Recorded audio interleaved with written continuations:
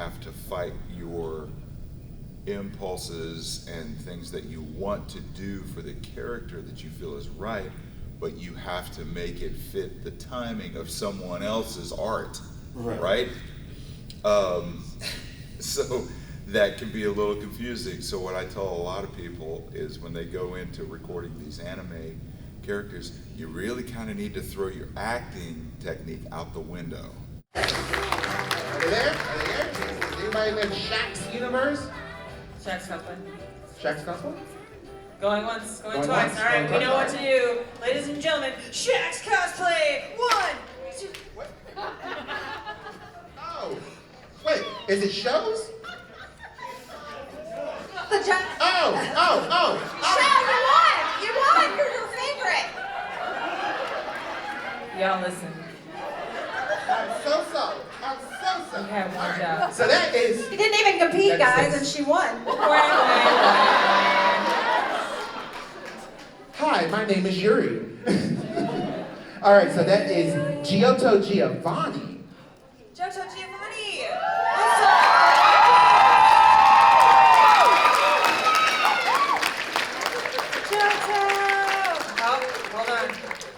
Hold on, this perfect work. Oh, that's Esau.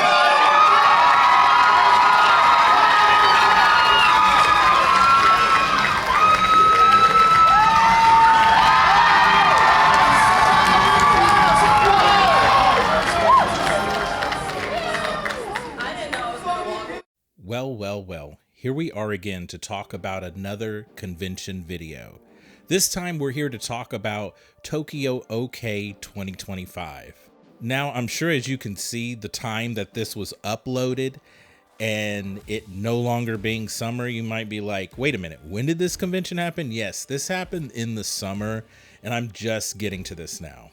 My apologies for getting this one out late, but if you know anything about YouTube, you know some stuff you have to be a little strategic with. And if you know you have a video that's gonna get views due to it being a hot topic or the latest trend, you have to get that one out immediately. And stuff such as this, which is a little, I guess you could say, semi-evergreen.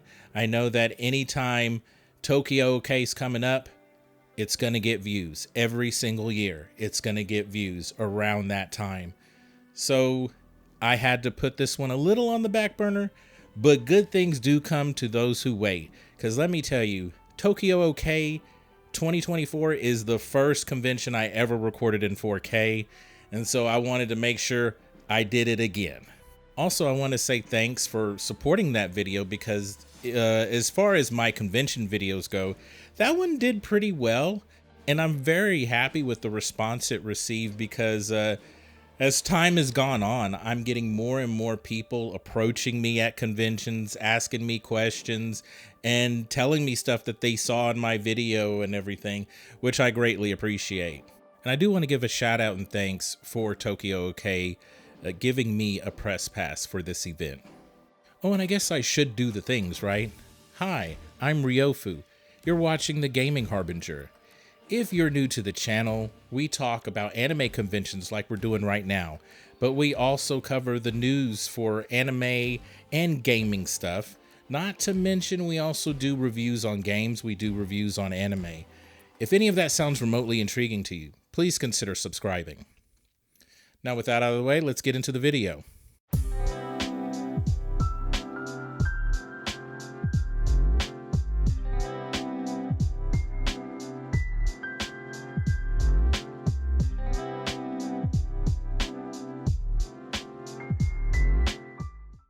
So before we go any further, I want to take a moment to acknowledge anybody that might have saw me at Tokyo OK.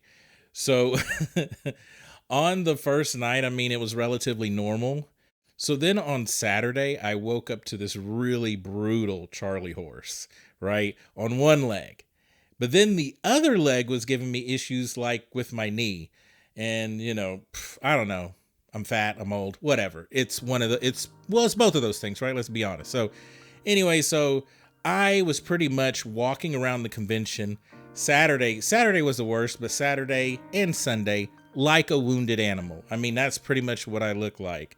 Just hobbling around the convention with my camera. So if I looked absolutely pathetic on those 2 days, that's the reason why. You know, I didn't get hit by a car or anything dramatic. No, my knee was killing me, and then the other leg had a Charlie horse, so then it was like I could barely walk. I can laugh about it now, but it was not funny. It was not funny going through that. So the first thing I attended was an obvious one, and it was opening ceremonies. So I've talked about this multiple times on multiple videos, so I won't spend too much time here. But I feel like opening ceremonies are obviously a staple for a convention, and you should check them out. I'll try to show, a few clips just so you get an idea of what it's like when they're introducing guests and whatnot. Thank you, Barry. Hey, I'm Brian Mathis, but you might know me from Elias Ainsworth and Ancient Magus Bride, Admiral Garp in One Piece, Priest in Black Clover, Natsume's Book of Friends, Fire Force, Osan Nubi Adventurer. The list goes on. I will be here all weekend. I can't wait to see you all there. For those of you who don't know me, my name is Amelie Belcher. I am a professional comic artist, illustrator, painter, drawer, designer, podcast host, sculptor, potter, and most recently, tattoo artist. Hello, hi, yes. I do the things, yes. Clap for my lack of sleep. Good job, yes. So, I didn't actually mean clap. My God, you guys, you know what? Hand me $5. Let's do that, yeah? All right.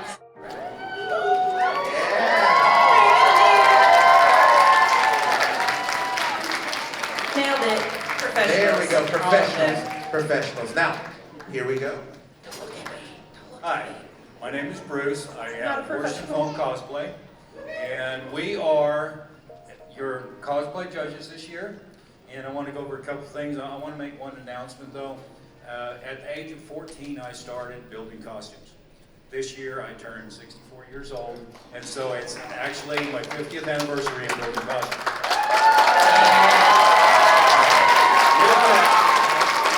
Of course. Anyway, so I really want you guys to join us in our panel because we're going to let you know a little bit of insight on what judges are looking for.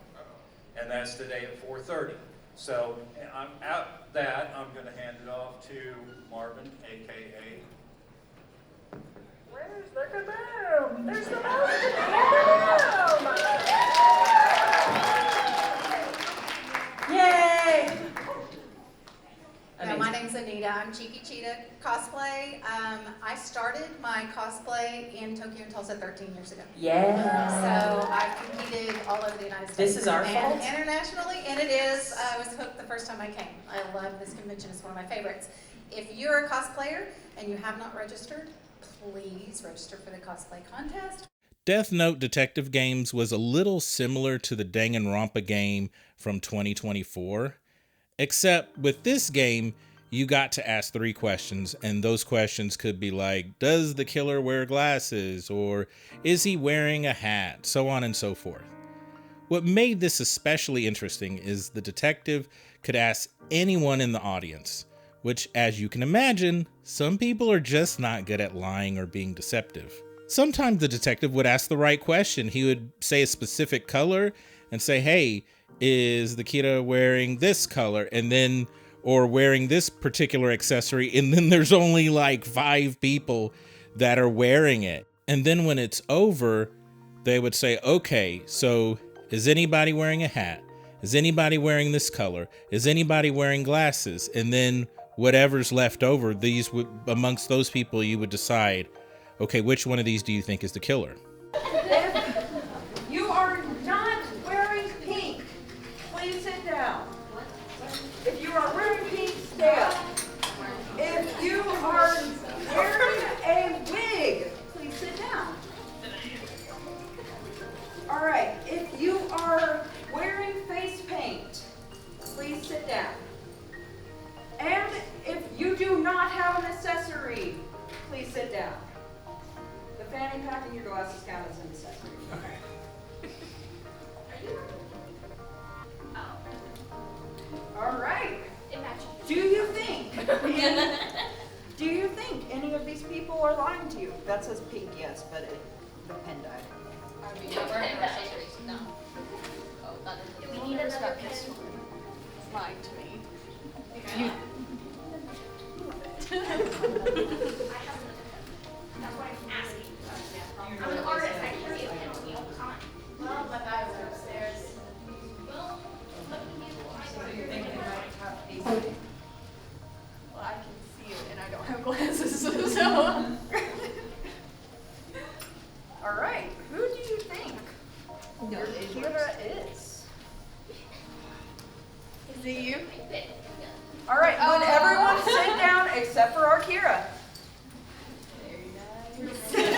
All right, if you guys don't take a second, please do. Yeah, Now, the next thing I attended was this 3DS Street Pass Hangout session, which before I get into that, I just want to say that it still kills me to this very day that Nintendo did not capitalize or figure out a way to incorporate Street Passes onto the Nintendo Switch. Come on, man.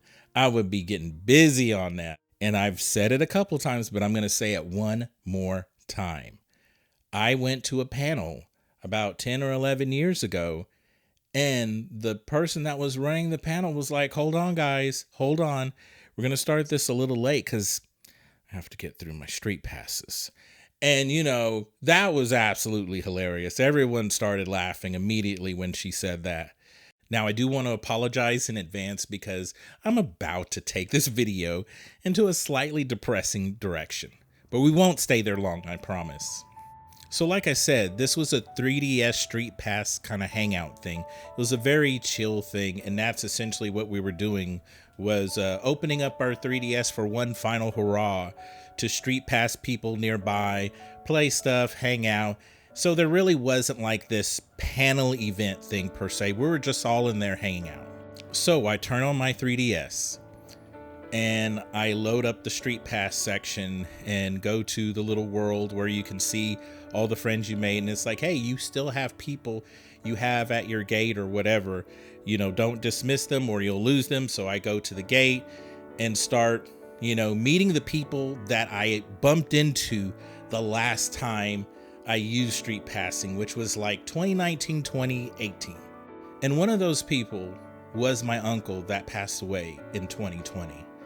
Now, for anybody that's new to the channel, I have a video and I will put it in the video description. But essentially, you know, my uncle was someone that I gamed with for many years throughout my life. And he was definitely for sure one of the cool uncles. You know, someone that, you know, practically, you know, became part of my friend group, I guess you could say, where he played games with my friends. I want you to think about this for a minute. It's 2025. I possibly Street Passed him 2018 or 2019. I'm not really sure which. And that was the last time I did that. And he passed away 2020. So when I saw this, like, it took everything in me to just hold back and not get emotional and to just stay calm, because I didn't you don't want to embarrass yourself like that. But it was tough, you know. There's a part of you that it makes you emotional. It makes you a little happy because it makes you think of all the things you've done with this person, especially even not just the 3DS, but, you know, all the systems we played together and games we played together, conventions that we went to. But there was still, you know, definitely a sadness to all of it. But in a beautiful way, I guess you could say, these are probably the things that's kind of cool about technology, I guess you could say, especially moving forward, because you forget about those messages or stuff that you did a long time ago, and then you log in and you see stuff like this and you're like, whoa, it just hits you and you're totally unprepared, even though it's been 5 years. You know, it just totally blindsides you. And when stuff like this happens to you, because this will happen, it's kind of a part of life, unfortunately, you will recall the good times. I'm in the camp that believes that you're not necessarily supposed to like heal from stuff like this when you lose someone close, but you're supposed to learn how to live with it. All right, so now let's get to the part of like, how was the panel actually? Like I told you, it was pretty chill and laid back.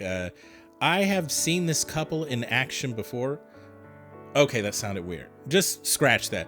So I have been to one of their panels before, and the thing is that they did a really good job. So I knew that it was probably going to be a good one, but the main topic that was being discussed was modding the shit out of the 3DS, which, if you don't know this about me, I really don't care about modding stuff, and it's just, that's just not my thing, not my vibe.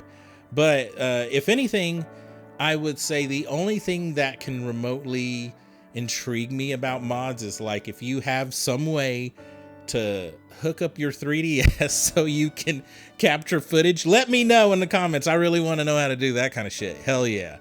But as far as anything else, or putting, you know, an entire 3DS collection on the 3DS, maybe I'm the crazy one, I don't know, but I'm just not into that. Next panel was Vocaloid Games. This was pretty much a game show for people who are fans of Vocaloids. Kind of like the Death Note panel, this was pretty packed, like this was a jam-packed room. My Vocaloid knowledge is probably a little higher than my VTuber knowledge, but since it isn't something that I have been like proactive in as of lately, I really don't know anything current with the Vocaloid space. But I do think it's undeniable that Vocaloids have built this loyal and dedicated fan base. 3, 2, 1. Laloy. Rin. Is it me? No, it is not. Does anybody else want to give it a shot? I know some name. Okay, the audience can blurt it out. Who is it? The yellow one.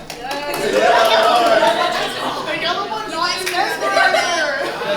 I was trying to remember the name. There's reflection. And next up, we have the Sonic Dance Team. Now, rather than explain anything to you, I'm gonna just let you see for yourself.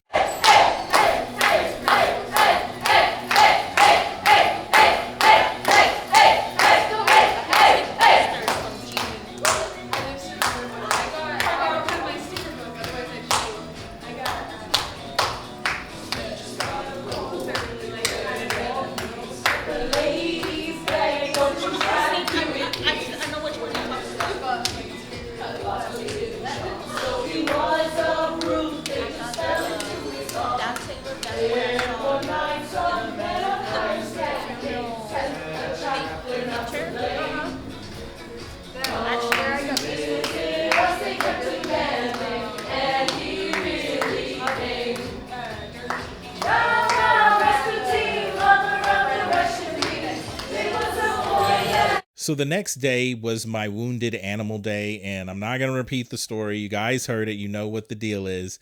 But on top of that, there was like a point I had planned to go to the dealer's room. And for this particular convention, you do have to go outside, walk a little bit. It's not far at all. But the problem, though, was that on this particular day, it was raining. And it was kind of coming and going. So it wasn't continuous. But yeah, there was one time I was like, well, I guess we're not going just now because I have the camera with me. And I'm walking slower than usual. And I'm looking pretty bad. So yeah, we'll just do something else for now.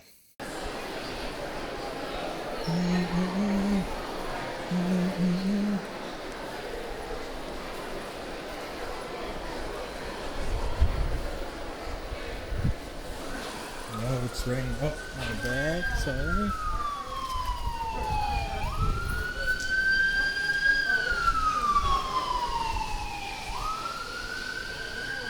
Oh, wow. But the first thing I did on Saturday morning was go to a Brian Mathis Q&A panel. And Brian was so chill and down to earth. There wasn't a lot of people at this panel. Sometimes that just happens. In this one, I believe it was like at 10 in the morning, so that could have been part of it because this dude has been in a lot of anime and he's really good. He is really good. He has a very strong voice, I would like to say. Whatever the case, there weren't a lot of people there, and this actually made the panel more enjoyable because you could tell he was much more relaxed, and not only that, the people that were there, you know, they felt more comfortable just asking a random question, and he was just talking about all kinds of stuff with us. So as far as being an actor and doing Elias, I had a lot of freedom. Not a whole lot, but enough that I could make him much more warmer. And I think that's what a lot of the appeal is. Yeah. Is that he's not stilted like that. Even though he's emotionless, he's not stilted. Yeah. I tell you, probably the hardest episode to watch because it was so heart-wrenching was when the dragon was dying. Yeah. Oh, and Danny just made that. It was amazing. Yeah. She's so good. It was tough to watch though. It was so hard because you can actually feel that. Yeah, good. That's good. That's good. Because we never know. We never know what, and that's why we do these kind of things. We never know how people get affected by stuff and that sort of thing. So it's fascinating. I wish we were all bilingual in this country. I wish that I was more bilingual. I speak a little German, but I wish I could speak more languages. I just think it helps you understand your own language better. Yeah. You know? This is completely not even related to anime at all, but I had an experience where I had a brief time where I used to drive for Lyft and Uber, and I was driving around TCU in Fort Worth, and I picked up these college students, these girls. There was like 3 of them, and they get in the car and they start talking, and they honestly start speaking in English and Spanish in the same sentences. So it's not like I'm speaking Spanish and you're speaking English. No, it was Spanish, English, Spanish, English, Spanish, English, all these, and I was going, what are they doing? I was like, at first I was like, oh, they're messing with me or something. And I said, ladies, can you tell me where are you from? I'm trying to understand your pattern of speech. They were like, we're from Panama. And I said, oh, well, that's cool. That's really cool. And I said, they speak Spanish and English in Panama? And they go, yeah. And I said, well, your speech pattern was really throwing me off. And she said, you know, we don't even know we're doing it because we speak Spanish and English in Panama. And so you are either speaking to a full-on Spanish speaker or a full-on English speaker. And sometimes when you're speaking to native Panamanians or whomever, you just kind of go into, because we all speak them both. They speak in both languages, which was blowing my mind. It was just blowing my mind. I was like, I can't even imagine doing that. It's so cool.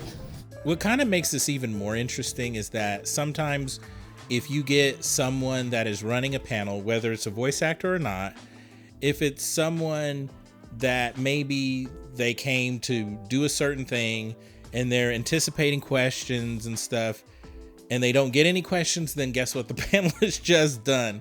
But with someone like Brian, like he's gonna talk to you about things and someone's like, okay, well just tell us, how you got into this, or tell us about the first time you ever recorded or something. And he'll just go into that. And it made for a really enjoyable panel to attend.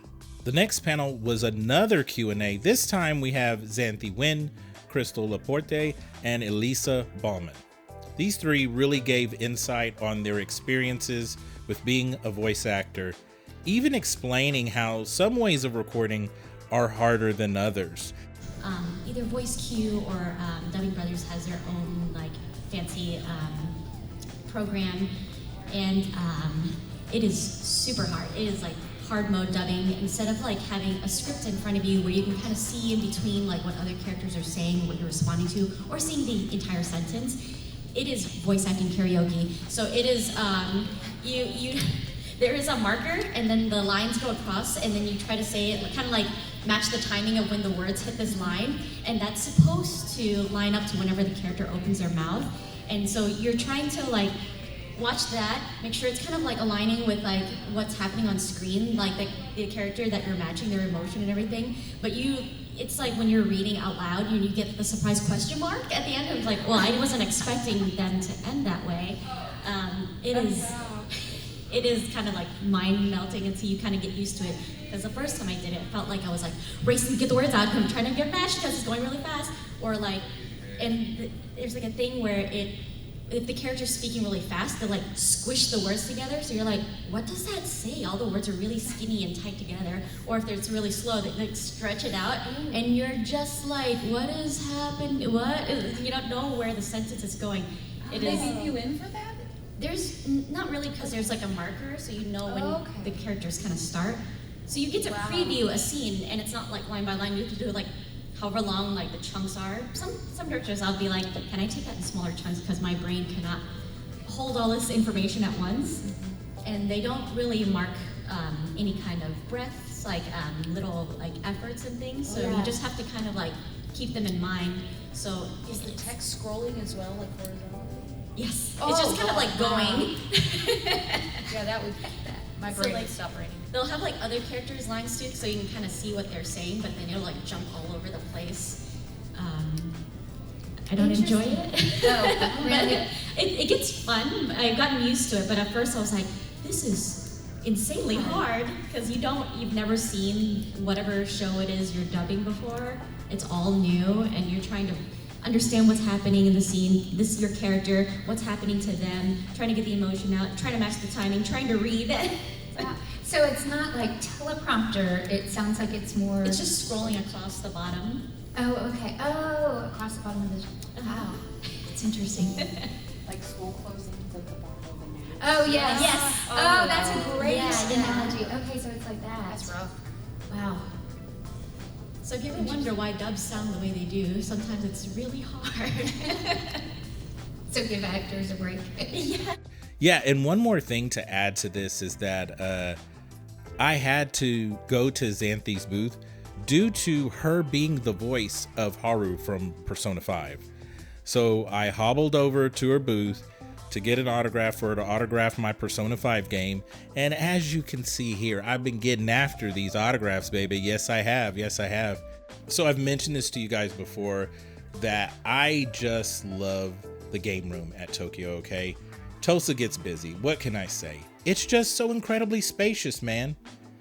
I was a little intrigued by the Mario Kart 8 tournament.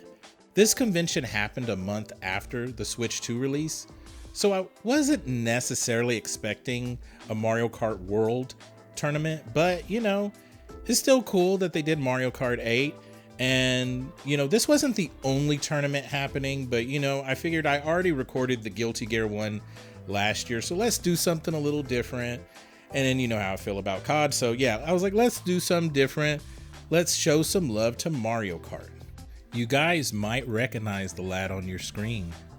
This gentleman brought us the Mega Man panel from last year. This time around, we had a couple more people attend the panel, which is good, which is a great start. But also, my man here clearly stepped up his game. That's what I'm talking about. We had a little bit more footage where he was able to illustrate his points even better than he did last time, which he did a pretty good job even the year before, but this was just clearly much more polished, and it just all around felt like this was like the game year edition of his panel. You know what I mean? I'm just saying.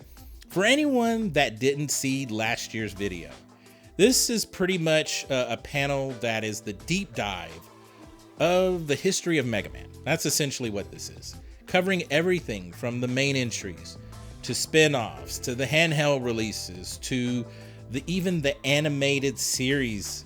So shout out to my man here. He did his thing. He did a really good job. I hope he continues to tweak this.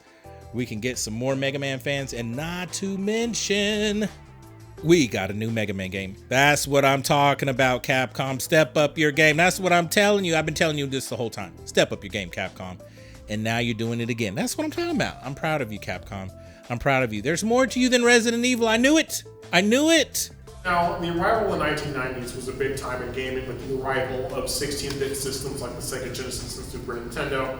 Of course, Capcom decided to grace the original NES with yet another Mega Man entry to enjoy, though they would eventually get to 16-bit hardware with the Mega Man X series just a year later. This adventure has Proto Man supposedly wanting to take over the world with his own set of robots, and of course, like the other 4 times, you need to stop him. While the gameplay was not heavily altered from Mega Man 4, 5 did slightly change the radius of the charge shot, as well as adding Beat the Bird, who could be earned by collecting secret letters. Doing so gives you a little bird who homes in on enemies. Mystery tanks were also added as a one-use way to refill both health and weapon energy. Now we'll enter the 2000s mainly on a bunch of Nintendo handhelds. Starting with the Battle Network series. In 2001, the team behind Mega Man Legends put Mega Man on the Game Boy Advance, but not as a platformer. Battle Network was a tactical RPG with collection elements and story-wise was separated from the main timeline platformers. The story across all 6 entries follows 5th grader Len Hikari and his NetNavi, digital avatar, Mega Man EXE as they team up to take down an evil crime syndicate taking over the world, as well as engaging with other Navi users. Players could collect and trade various battleships across the game to give Mega Man EXE a unique moveset that fit their playstyle or work best for net battles, the primary form of combat in the series. And I would just like to give a very brief Kanye West interruption. Please don't forget that I am also on TikTok, and we have mad clips now. It's taken a little while to get it going, get the engine going, but your boy finally got some clips on TikTok. And some of these you will see them on the main channel as YouTube shorts, but sometimes I'm like, I like how TikTok is like, my TikTok is becoming its own entity. It's still the gaming Harbinger, but it's just a lot of random funny moments and stuff that happened at conventions that, I made that moment its own thing on TikTok. And so please take a moment to check them out. I think some of them are pretty damn funny. So unfortunately, I was a little late to the cosplay contest. And that's honestly because I had other stuff that I had to attend before getting to this. But I will say, it was still a decent shot I had of most introductions. And there were definitely some funny moments.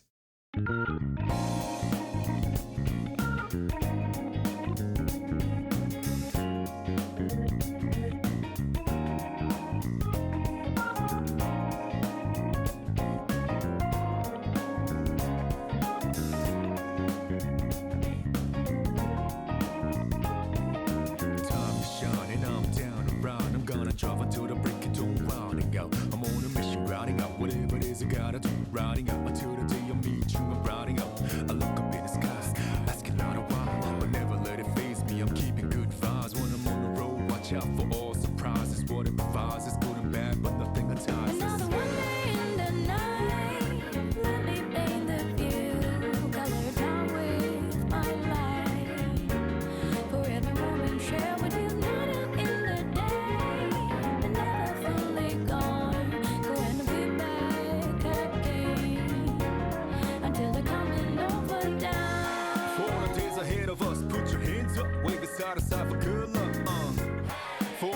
Like this, put your hands up, love the moment even from dusk, yo. You always got my back, and of course I got your back, don't you worry about that now. It's been a good day, good night, it's gonna be a good day, good night.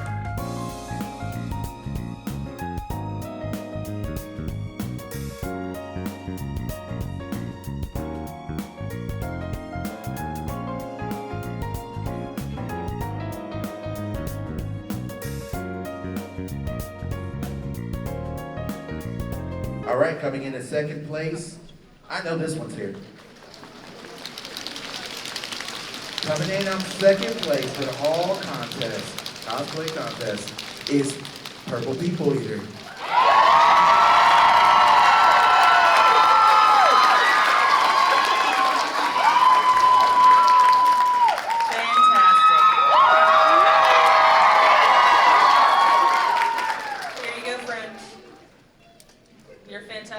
please. Did it.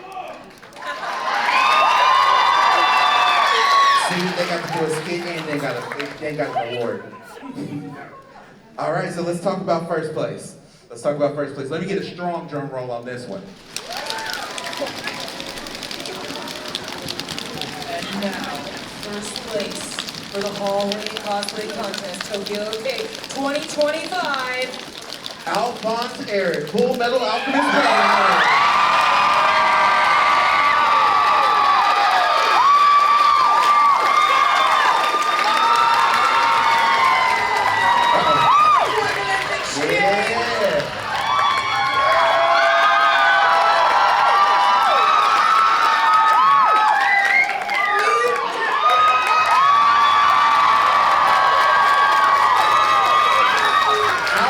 Aggressive. He's like, give me that award.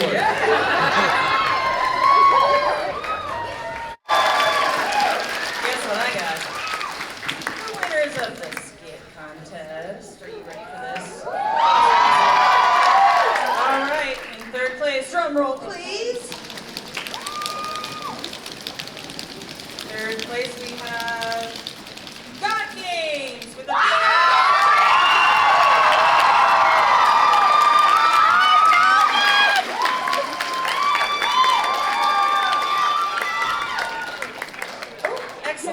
fantastic. And Odysseus. Pocket Odysseus, right? Yeah, let's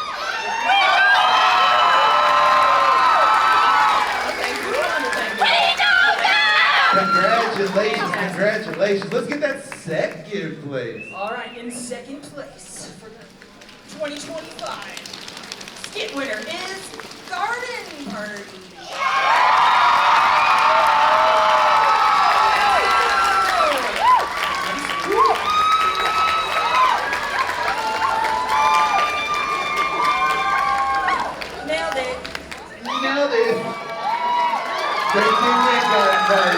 Thank you again. That leaves us first. All right. First place. Drum roll, please. TOK 2025 skit winner. Ricky and Longa, meet the purple people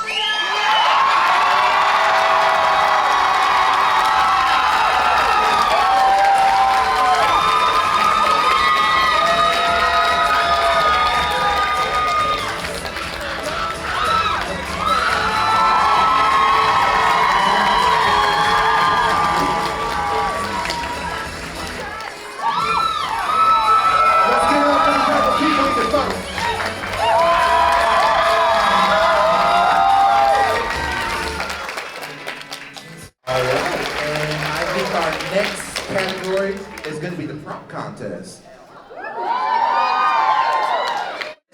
All right, let's go with third place. Third place. Drum roll, please.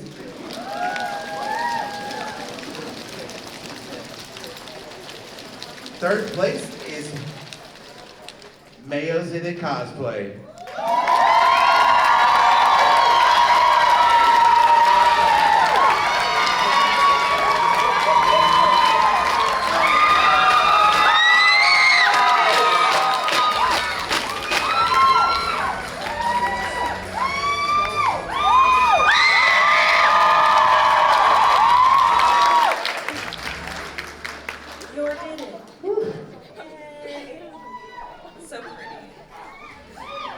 Let's hit second place. Drum roll, please.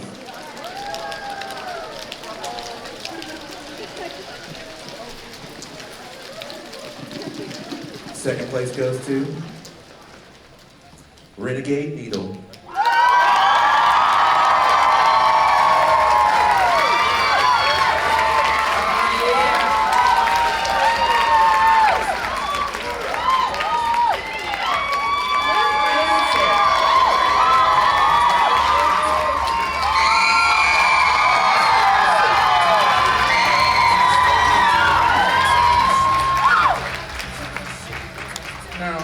About that prop because I was being nosy. That is standable, right? Yeah. Let's see. I'm gonna need y'all to quit carrying gear that can get me attacked. All right, let's go ahead and hit up first place. Give me that drum roll. first place. First Prop place? contest. TOK 2025. TOK 2025. Prop contest. First place winner goes to Pippa Cosplay.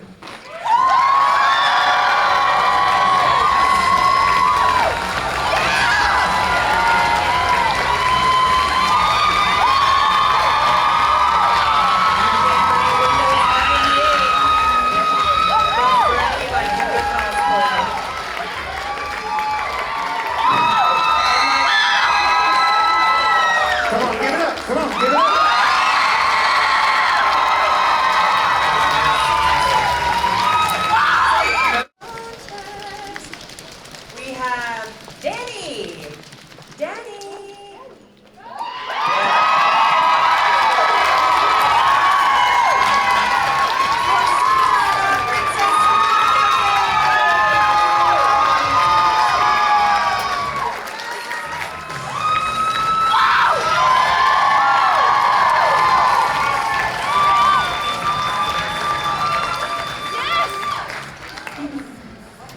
Oh my god, I love that anime. I'm so sorry. Sorry. Okay, second place, drum roll, please. Saving us in space, we have Spaceman by Milk But Minty.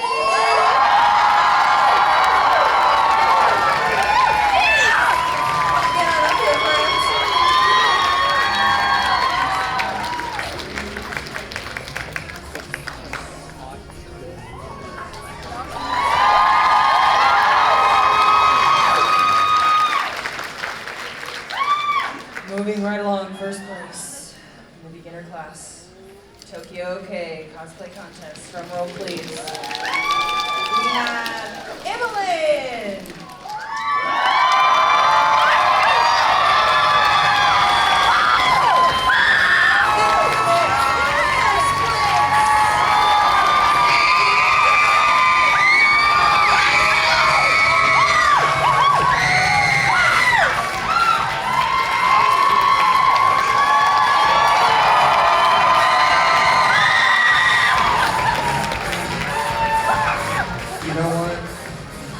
What the problem is with that is, that was beginners. That was beginners. Those are some pretty good beginners, might I add. I think it's time to attack intermediate. Get it, let's go. Let's go, let's go. All right, let's get to number 3 in the intermediate cosplay contest.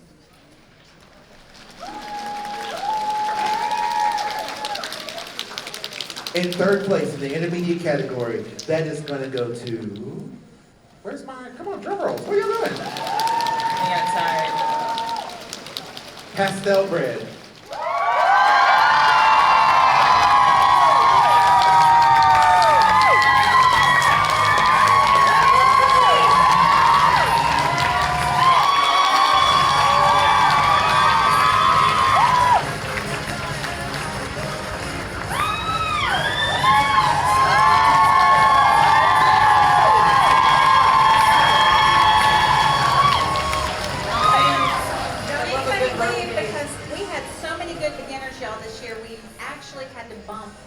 To intermediate because they were so dang good at what they did as a beginner, and we were like, you're kidding, you're really not the beginner. So some of these people, if you're out there going, oh, I didn't win, just wait, okay? Some of you we bumped. The show is not over just because you didn't survive the beginners. You might have got an upgrade, you know what I'm saying? All right, let's get to our second place. Drum roll, please.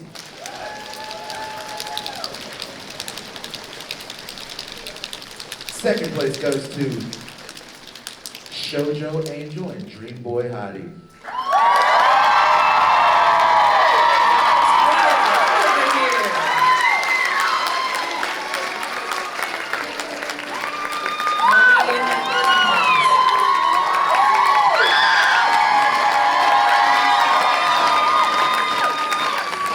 Their costume only cost them $15 to make. It is a out of all stuff that they repurposed. $15, y'all.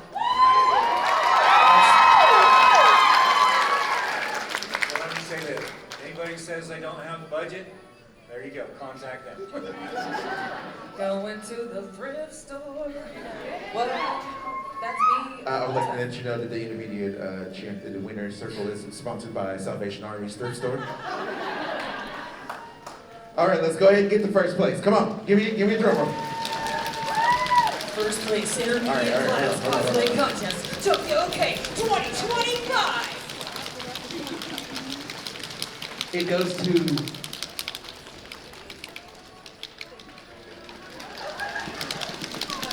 some random mini kid.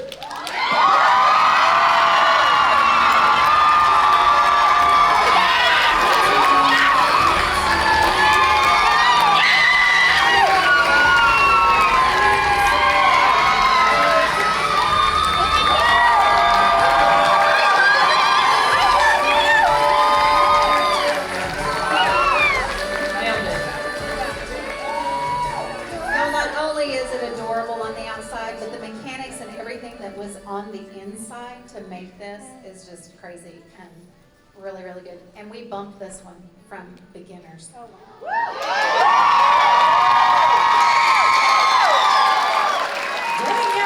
I ain't gonna lie, I saw a rotisserie cooker in there. Say it. A little camper van, just pack it up. All right, let's give it up for all our intermediate champions. Let's start with the cosplay judge's choice.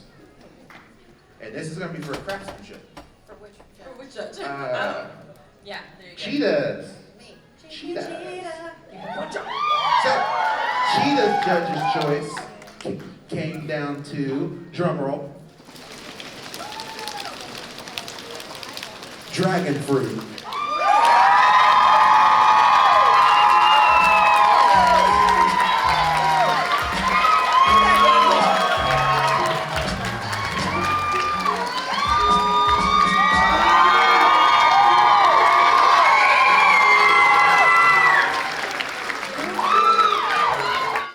Drum roll, please.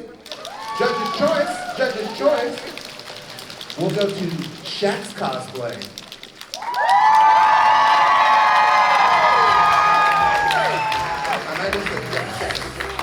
Are they there? Is anybody in Shaq's universe? Shaq's cosplay. Shaq's cosplay?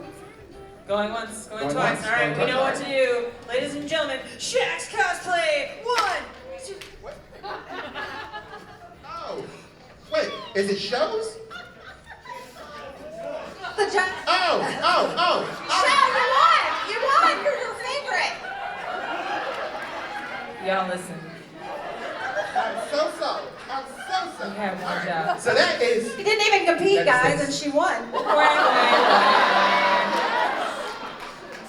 Hi, my name is Yuri. All right, so that is Giotto Giovanni. Giotto Giovanni.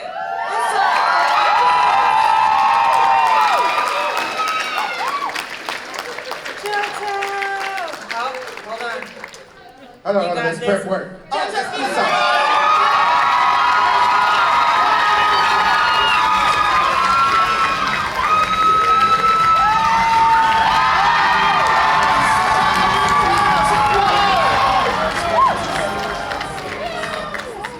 We have Bruce's choice. You guys ready for this? Judge's choice. Election final.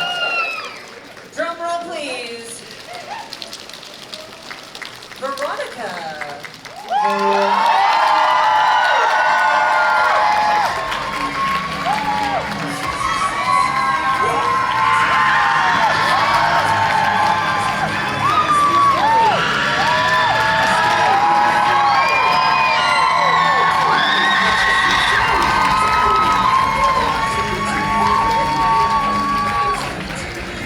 Third place for the Master's Class category, GOK 2025. Emoto Works. Third place.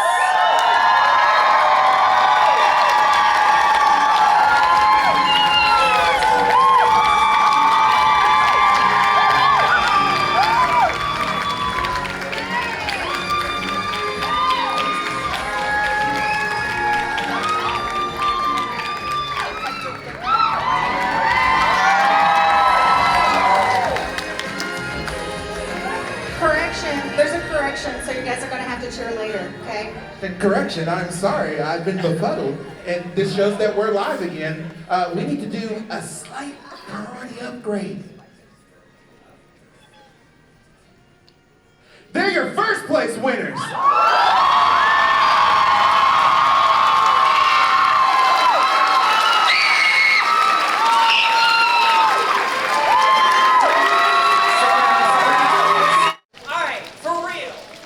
Third place, we have Mayo's in It cosplay.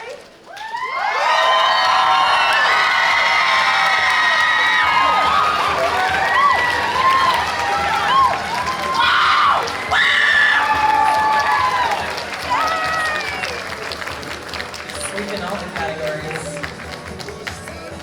This is another that we actually bumped up a category because she was in intermediate, and I mean, look.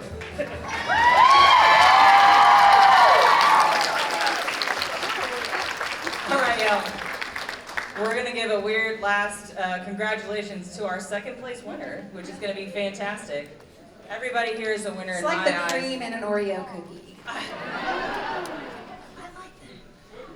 You're all a winner in my eyes. But for second place, we have Shroom.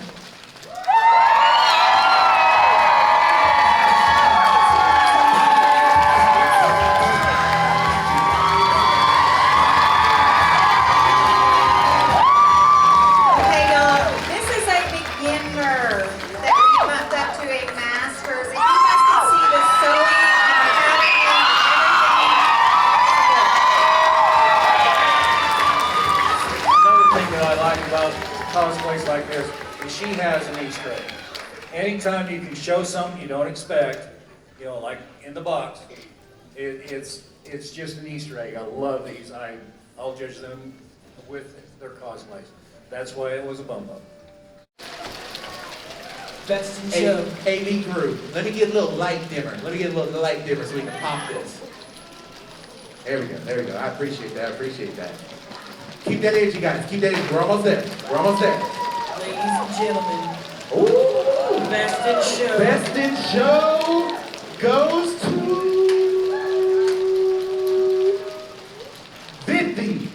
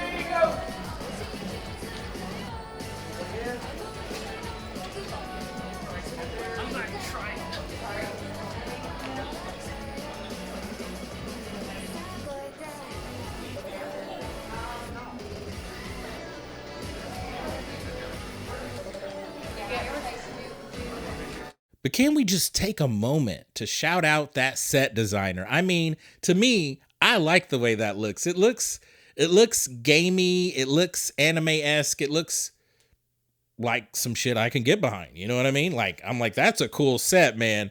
Shout out to whoever did that, or the people that worked on it. I'm sure it was more than one person. But it looks good. I really like that set. So next up was, let's talk about the big three of the Hoyoverse. Now, in case you don't know, many moons ago, like in my early days of YouTube, I did make a video talking about when Genshin Impact first dropped. And pretty much, I had glowing praises. I'm fully aware there's like a part of the gaming community that doesn't like gacha games, and they put their stamp, they put their flag firmly in the ground, and they're just so against it because it's horrendous and it's gambling and it's this horrible thing. And then they're like, oh, and then they're making these slop games. No, I say I'm glad that, you know, we're having these Chinese games coming out and getting busy. I mean, I want, you know, with the Western gaming community, it's good they need a little pressure. You know, if you want to talk shit and you don't like the anime aesthetic of these Chinese games, just say that. Just say that you don't like it. But to pretend like these games are slop, that there's no quality behind them, that they don't look good, that, you know, they aren't clean, crisp, and they're not fun. Guess what? A lot of people are playing them, and I was gonna say, well, maybe they are playing them because they're free, but it's not only that. I mean, that would only keep you for so long. They're also playing them because they're fun.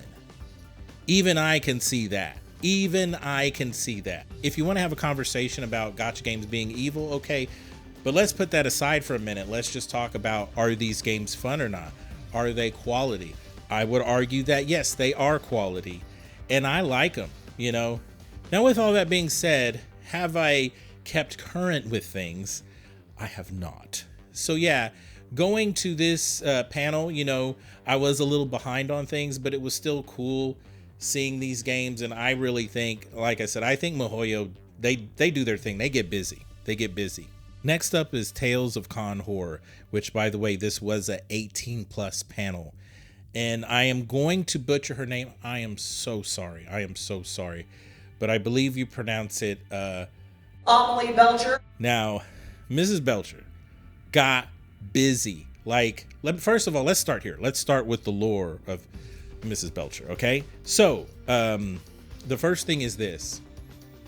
She is this visual artist that is incredible art. She is very talented and willing to share that talent to help new and upcoming artists. I think is beautiful. The first time I saw her might have been at an A-Con years ago, I think. Maybe it was A-Con. I want to say yes. I think it was A-Con. And then recently I saw her at Anime Fest, the last year of Anime Fest. And then here she is at this convention, getting busy, telling her horror stories, which are incredible because she's like done like a lot of fan art over the years, and, you know, taking requests from fans, and they'll pay whatever to get her to draw certain things. But oh my God. And just me wording it that way, which was so totally unintentional. But yes, that kind of sets you up for the absolute chicanery she experienced. But oh my God, she is also like, she needs to list this in like her skill set, but like, she is a hell of a storyteller, and she knows how to like accentuate stuff, make it even funnier. It could be a simple thing, but I mean, really none of these stories are simple. They're so absurd, absolutely absurd. But I mean, she murdered it just like she murdered it, you know, the last year of Anime Fest. And I'm gonna be frank with you. I briefly talked about it at Anime Fest, but there's like, I don't even know if I could share any of the stories. I did record some, but it's like, it's not even about the length, man. It's just, they are wild stories that are not, that's why this is an 18+ panel. That gives you a good idea. Point being, here's what you need to know. If you see this woman at a convention, check out her art. If you see that she's doing a panel, you should go there. You know, you will not be disappointed. You will be very entertained. Dude, bro, finally. Every time I did an adult piece of art, I said, this is a trust exercise.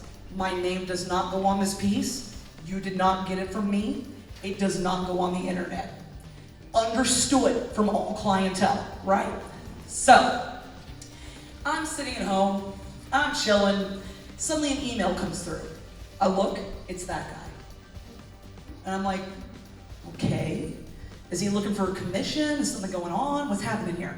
So I open the email and the text is like, hey, and he all the years he was coming to me, he never learned how to say my name. It's, my nickname is Ami. Ami, like friend in French. Ami. My name is Amélie Cécile Belcher, okay? Amélie Cécile, nickname Ami. Hey, Amy Chan, you. Like, hi, puppy, Ami Yumi was a thing back then, and he was still like, hi, Amy, eat shit. I'm sorry, I mean, hello. So, hey, Amy Chan, I found this on Rule 34, and I just thought you should know about it. Hope it doesn't make you upset. Chris. What? Hyperlink. Click hyperlink. Rule34.com. There's me. A drawing of me, right? A drawing of me about this big around. I'm like, thanks.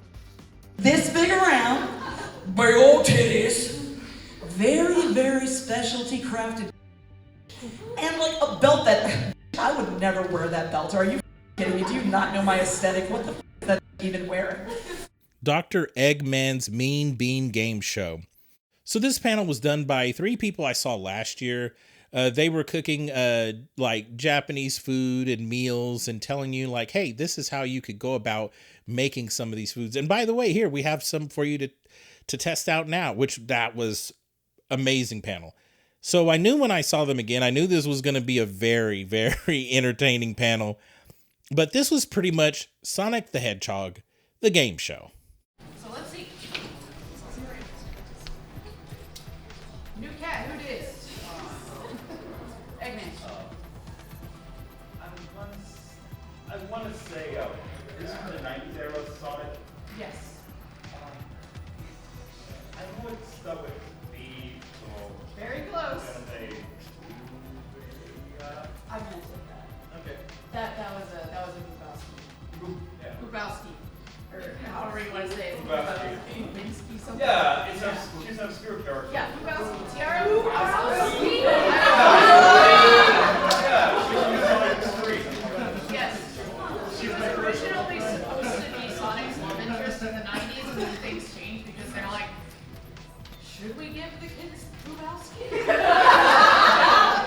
know, it's kind of funny because that's actually the second love interest in the 90s era Sonic. Because in the original iteration, it was actually a dude by the name of Madonna. And then Tiara Grubowski was going to be part of a game called Sonic Extreme, which was in itself, if I recall, of a game. All right, guys, so that means that we are tied right now. So, we are going to ask a speed question. It is going to be very, very easy. So, whichever team raises their hand first and gets the answer is going to be the winner. We got it? All right, so you will raise your hand if you're on this side, Team Knuckles, this side, Team Sonic. This is for Got this Team Sonic. It is very, very easy. 1,000,000% Come on, Team Knuckles. Sonic. All right, your question is, what is Tails' full name? As I can. Miles Tails Prowl. There we go. All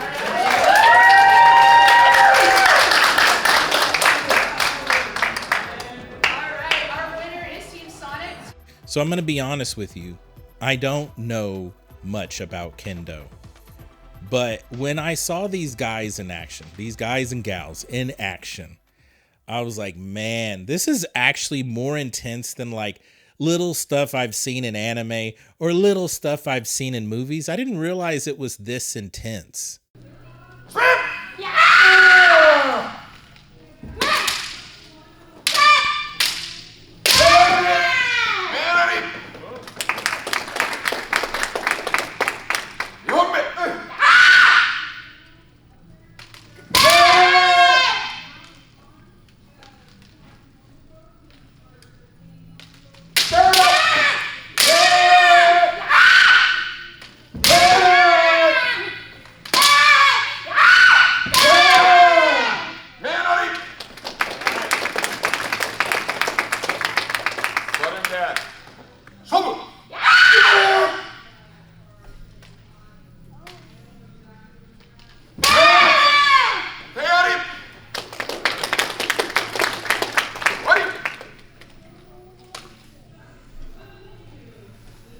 The Shinsu Fukan Dojo took time to explain moves and answer some questions.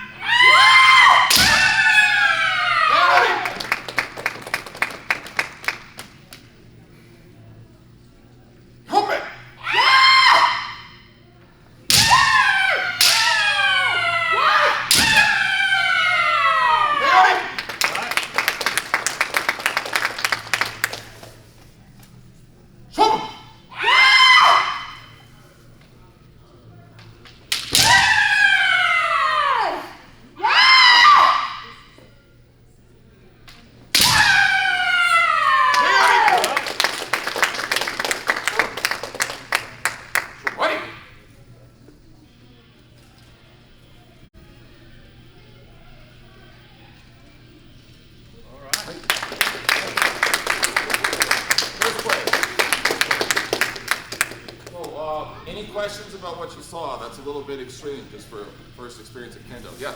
Is it to 2 points always? Yeah, that type of match is called Sanbon Shobu, which means 3-point match, so first to 2. Or if we've been keeping time, whoever has 1 point at the end of the time, right? If no one has a score, then depending on the tournament rule, the match rule, they may call it a draw, or they may have to just keep fighting until someone scores. It depends on the rules of the matches that the people make beforehand. Yeah. Great question. Anybody else? How long can a 3-point match like that, what's like the time frame usually, how the time takes? It depends. When I was 25, I was in a sudden death for 17 minutes against like a guy that was like a varsity, like the guy I looked up to. And that was, at the end of the day, like 23-minute long match. But it depends on the taikai, it depends on the tournament. Some matches just go until someone scores. And that could be, I saw one last night between 2 master rank teachers that was 35 minutes long. So people just looking for one hit. So obviously, like the higher the skill level, the higher the judging criteria, so it gets even more difficult to score a point than it is what you saw here. Right? So maybe some of the, many chances you guys saw probably that they're hitting the same time, and maybe one person, come from me, right? Hits me, and the other person hits this fist, and it hits close together, right? Well, in a regular tournament, there are 3 judges, not just one. Because if that incident happened here, right? I'm on this side, Mark's on this side, and the judge is on this side. As a judge, I can't really see if this person's hitting the target area or not, right? This is a target, but this isn't. So the type of precision understanding is very important. So that's why we have 3 judges usually. So the calls were probably too generous today. But they're doing well and they're nervous, so I think that their ability to score was pretty good. And most importantly, you guys enjoyed the matches, which is why we compete to begin with. Right? You maybe saw in the basics part, right? When we are practicing with each other, we want to practice the highest quality hit. And the highest quality hit means that we have kind of extra momentum moving forward. So we're not just hitting like, right? We're hitting with forward momentum from the lower body. And in practicality, instead of running past them, like what you saw them hit this way, right? And then running through and turning around. You saw that, right? In reality, that's not what happens, right? I come from in. In reality, that happens a lot, right? Or if we get tangled in the attack, we get stuck. We get stuck here. This is a really dangerous position to be in Kendo, and if you're fighting with a sword, this is really bad, right? Because either person can, at just one moment, can cause the other one to lose, like the whole life, right? Does anybody speak Japanese?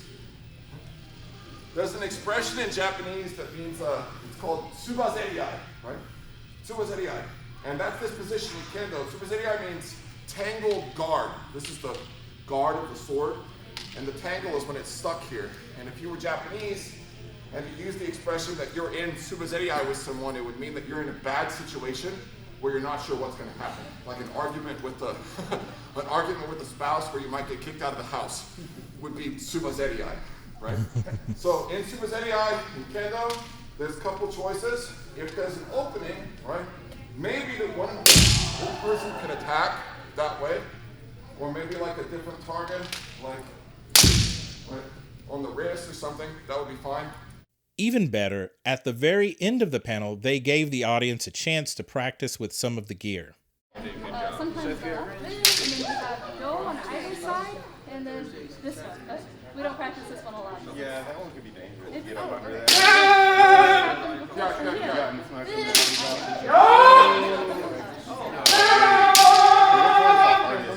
Thank you. Probably this one.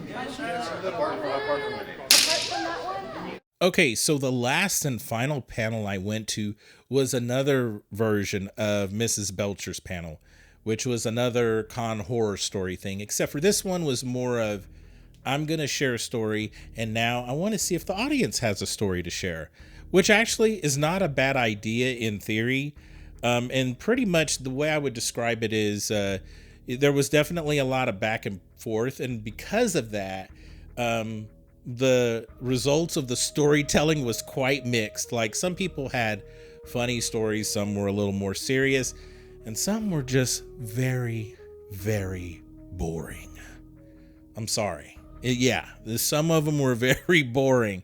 But I mean, that's the nature of the beast, right? Like, not everybody's going to be like this prolific storyteller or anything like that. And as a result of that, that is also the reason why you're seeing me right now and not seeing footage. Because some of these were really personal. So like all of a sudden someone told this aloof story. Okay, you had an awkward moment. Let's move on. This garbage story. No, I'm just kidding. I'm joking. But you have these little moments that were awkward. Okay, yeah, sure. Next. And then someone else just tells you this traumatizing story and you're like, geez, okay, glad I'm not recording this. But I will say that sometimes I think you do need to experiment with doing stuff that's audience related and getting feedback from them. Because, I mean, you'll hear when I give another convention review coming up soon, you'll hear where I experienced this with a small group of people and it was fantastic. We had a lot of fun just arguing and debating about anime. We really weren't arguing, but it was more like, well, that's kind of valid. I kind of see your point. I see why you think the show is mid, but I don't agree with you. And so it's like I had experiences like that, it was fun. It was hilarious though. And then we have this where it kind of produces mixed results, but I think you really can't help that, especially in a really big room such as this. You just work with what you got. And some people that want to share a story, it may just be a little boring. And, that's okay. That's okay. Because as long as everybody's enjoying themselves. And believe it or not, ladies and gentlemen, that's all I have for you. Please let me know down in the comments where you stand with Tokyo OK 2025. I really had a good time. Minus the wounded animal stuff. The panels I went to, I had an excellent time. There was plenty of stuff to do. I was never bored. And that's why I'm going to keep going to this convention, because I really enjoy it. I like the location. I like the people here. It's just great all around. As always, I appreciate you watching the video to the very end. I'll see you next time.